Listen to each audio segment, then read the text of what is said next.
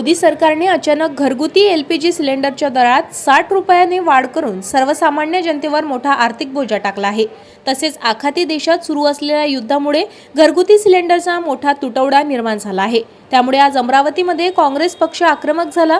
अमरावतीच्या जिल्हाधिकारी कार्यालयासमोर काँग्रेस पक्षाच्या वतीने सिलेंडर दरवाढी विरोधात आंदोलन करत जिल्हाधिकारी कार्यालयासमोर चूल पेटवून पोळ्या वाजण्यात आल्या।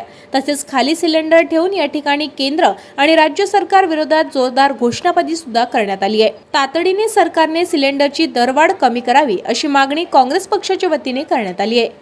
आज बघा महिलांवर अशी परिस्थिती आली की सिलेंडरसाठी लाईन दिसत आहे। जेव्हा पंतप्रधान मोदी भारताचे पंतप्रधान झाले तेव्हा त्यांनी नोटबंदी केली होती। नोटांसाठी लाईन लागली। त्या नोटबंदीमध्ये बऱ्याच जणांचे जीव गेले कारण तिथे धावपळ होत होती।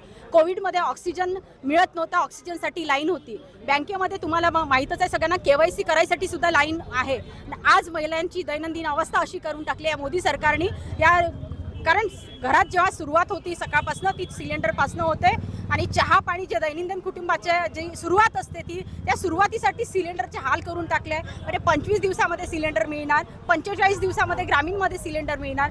जे लोक एका रूममध्ये भाड्याने राहतात किंवा एका रूममध्ये राहतात तर ते चूल कुठे पेटवणार आहे? म्हणजे आता चुलीचं तर हे नष्टच झालं आहे, पण सिलेंडर जर मिळाले नाही तर दैनंदिन अवस्था शहरामध्ये काय होईल महिलांची? म्हणजे आज बघतोय आपण सिलेंडरसाठी तुम्हाला पोलीस प्रोटेक्शन घ्यावं लागत आहे, तिथे सुद्धा लाईन लागलेली आहे। म्हणजे अशी अवस्था शहरामध्ये भारतामध्ये निर्माण या मोदींनी करून ठेवलेली आहे। याची व्यवस्था त्यांनी आधी लावायला पाहिजे होते। म्हणजे याचा सर्वात जास्त पडी महिला पडत आहे, कारण महिलांना त्यांचं कुटुंब चालवावं लागते, घर चालवावं लागते, तर ते किती कशी बेकार परिस्थिती पुढे होणार त्यांची। या सगळ्या गोष्टीला महिलांना समोर जावं लागते आहे। ताज्या घडामोडी आणि आपल्या शहरातील बातम्या बघण्यासाठी नंबर 1 न्यूज चॅनलला सबस्क्राईब करा, शेअर करा, आपल्या प्रतिक्रिया कॉमेंट बॉक्स मध्ये द्या।